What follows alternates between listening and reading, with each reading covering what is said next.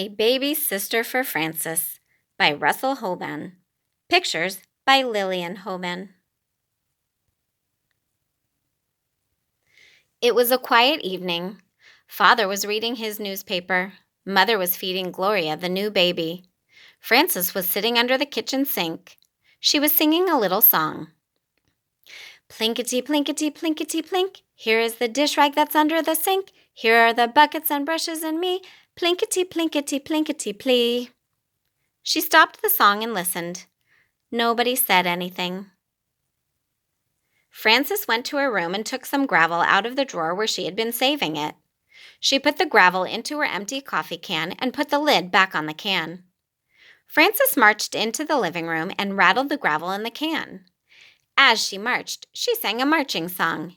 Here we go marching, rattly-bang. Please don't do that, Frances, said Father. Frances stopped. All right, she said. She went back to the kitchen and sat down under the sink. Mother came in carrying Gloria. Why are you sitting under the sink? Said Mother. I like it here, said Frances. It's cozy. Would you like to help me put Gloria to bed? Said Mother. How much allowance does Gloria get? Said Frances.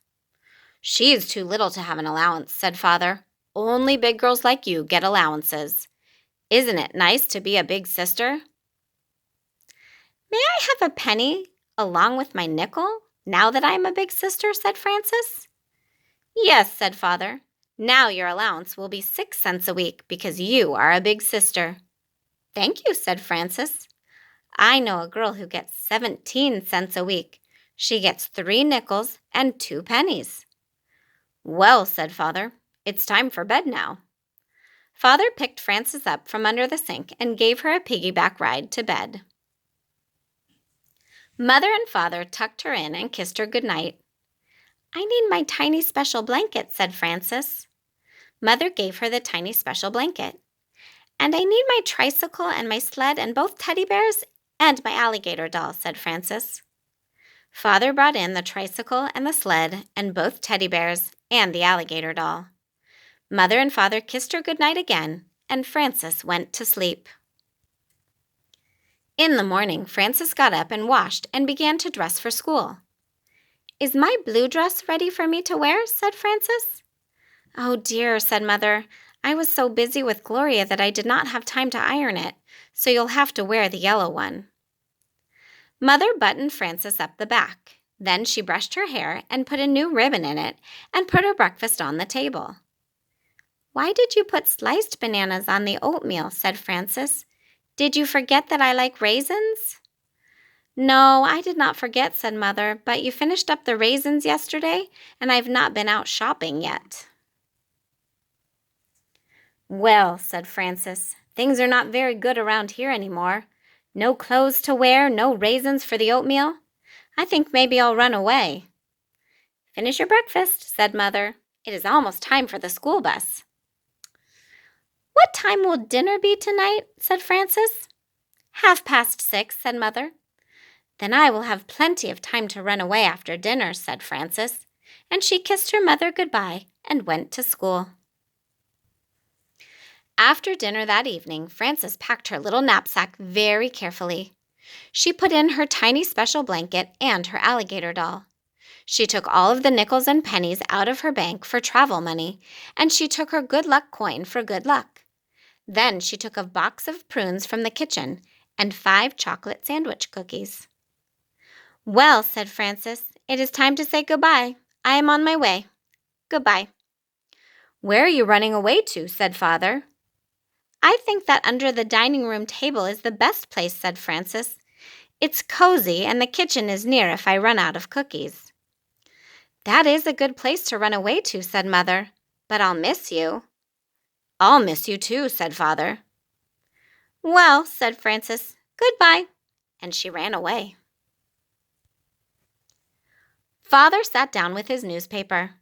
Mother took up the sweater she was knitting. Father put down the newspaper.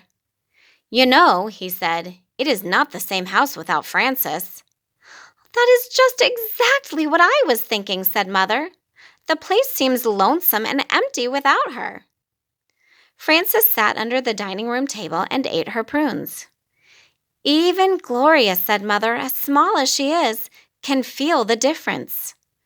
I can hear her crying a little right now, said Father. Well, said Mother, a girl looks up to an older sister, you know that. Father picked up his newspaper. Then he put it down again. I miss the songs that Frances used to sing, he said. I was so fond of those little songs, said Mother. Do you remember the one about the tomato?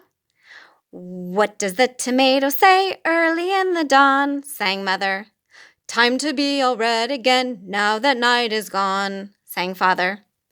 Yes, he said, that is a good one.